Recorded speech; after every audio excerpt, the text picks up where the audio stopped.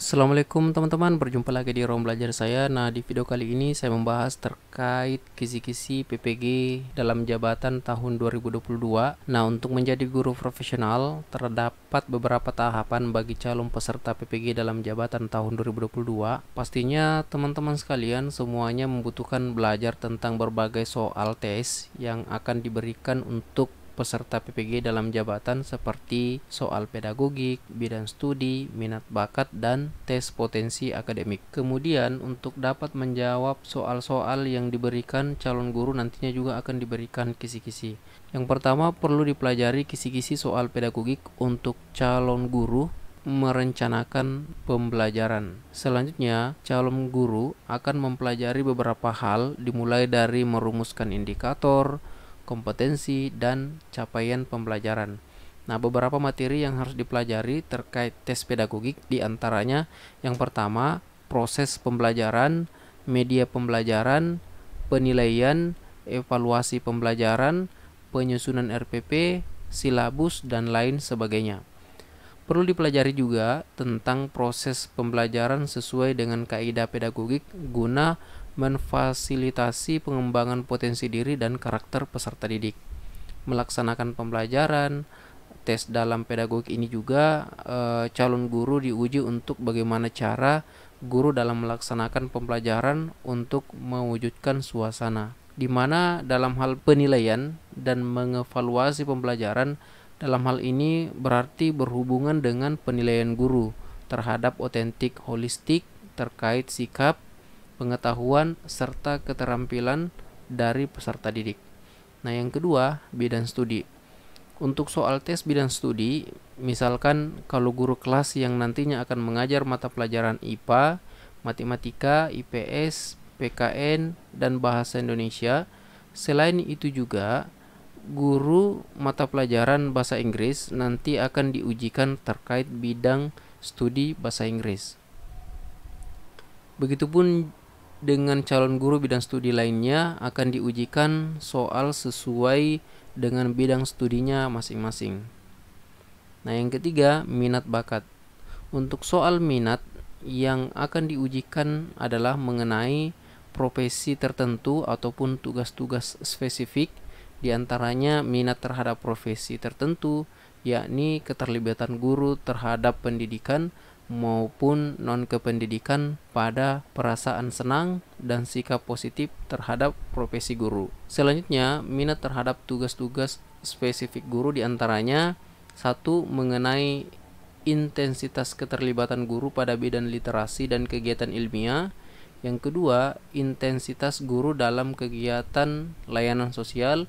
Serta yang ketiga, intensitas guru dalam komunikasi secara persuasif. Nah, terkait soal tes bakat, seperti biasa untuk tes bakat ini nantinya calon guru akan diujikan mengenai kemampuan penalaran guru dalam pemecahan masalah, perlakuan guru terhadap sikap peserta didik, serta kemampuan guru dalam menyesuaikan diri. Nah, yang keempat, tes potensi akademik.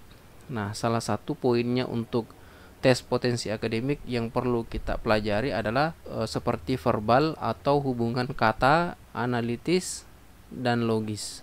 Yang kedua, numerik mengenai deretan angka ataupun aritmatika. Dan yang terakhir adalah figural atau hubungan bentuk dan serial. Nah, saya kira seperti itu teman-temannya. Ada 4 poin soal pedagogik, bidang studi, minat bakat, dan TPA sebagai bahan pembelajaran untuk soal tes yang akan diberikan dalam PPG atau pretest PPG dalam jabatan. Di sini ada beberapa contoh. Pertama, dalam pembelajaran guru menemukan bahwa siswa A selalu diam dan tidak memberikan jawaban apapun ketika ditanya oleh guru. Ketika diberikan kesempatan untuk bertanya, siswa A terlihat malu-malu dan enggan untuk mengajukan pertanyaan. Tindakan refleks yang paling tepat dapat dilakukan guru berkaitan dengan hal tersebut. A. Langsung mencari solusi dan menyelesaikannya. B. Mengklarifikasi terlebih dahulu mengapa hal tersebut terjadi, memastikan masalah, merencanakan tindakan, dan menelitinya melalui penelitian tindakan kelas. C. Segera merencanakan tindakan dan melaksanakan mengobservasi kembali siswa A dan menentukan penyelesaian masalah. D. Membiarkan itu terjadi secara alamiah karena kemauan untuk bertanya dan menjawab pertanyaan tidak dapat dipaksakan. Sebagai kesimpulan, maka jawabannya di sini adalah C. Segera merencanakan tindakan dan melaksanakan observasi kembali siswa A dan menentukan penyelesaian masalahnya. Soal yang kedua, masalah-masalah berikut ini yang dapat dipecahkan melalui penelitian tindakan kelas. A. Seorang guru menyadari bahwa saat ini strategi pembelajaran yang dapat diterapkan dalam pembelajaran sangat beragam sehingga guru tersebut ingin mengetahui manakah strategi pembelajaran yang paling tepat di kelasnya. B. Seorang guru baru saja membaca suatu referensi yang menyatakan bahwa pendekatan kontekstual cocok digunakan dalam mengajarkan materi dalam pembelajaran sehingga guru tersebut ingin membuktikan kesesuaian hasil penelitian tersebut di kelas yang diampunya. C. Seorang guru mendapati bahwa aktivitas belajar siswa cukup rendah. Guru tersebut ingin memperbaiki kondisi yang mana menurut Bapak Ibu atau teman-teman sekalian yang benar.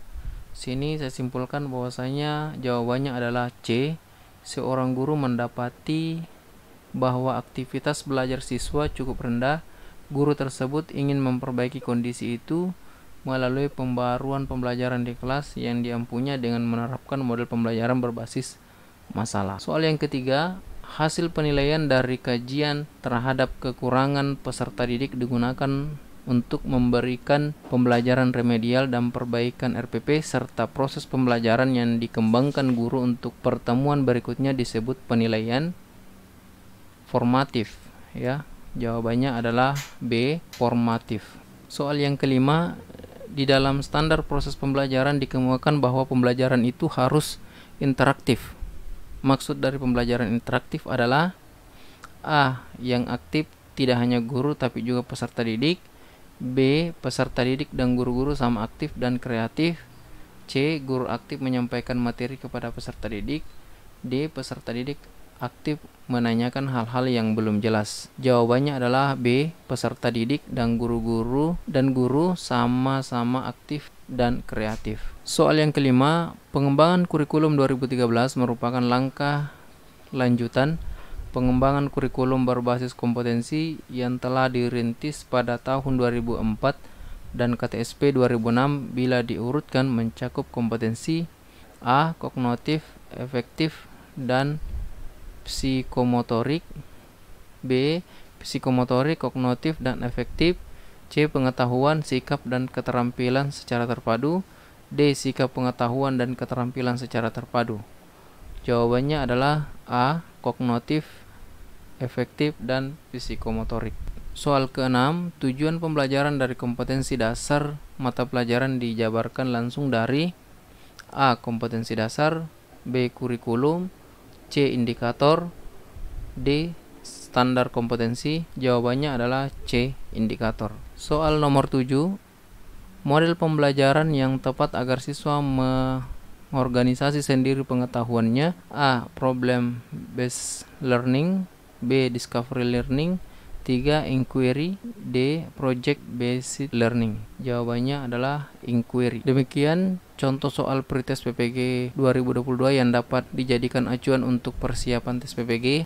Dan juga Bapak Ibu, teman-teman sekalian, contoh di atas ini tidak mutlak menjamin kebenaran jawaban dan hanya sebagai simulasi ataupun sarana belajar. Terima kasih sudah menonton video ini. Jangan lupa like dan share, subscribe channel ini, dan tekan tanda lonceng agar selalu mendapat notifikasi video dari ruang belajar saya. Assalamualaikum warahmatullahi wabarakatuh.